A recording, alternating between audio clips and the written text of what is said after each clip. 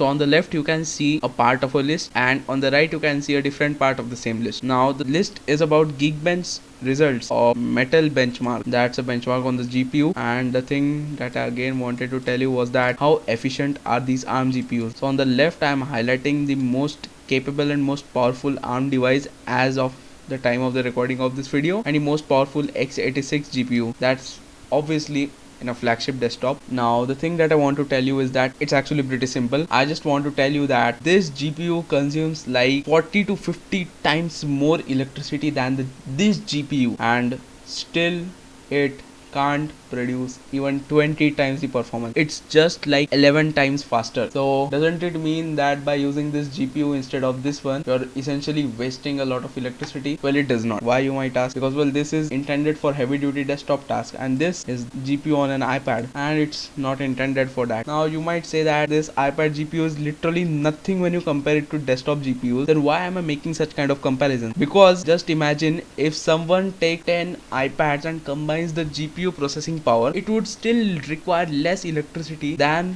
this thing, but surprisingly enough it would produce similar performance. That's the thing that I want to tell you, how electrically efficient is ARM. So okay, then that is it for this short video and a continuation of my previous one. Thanks for watching and goodbye.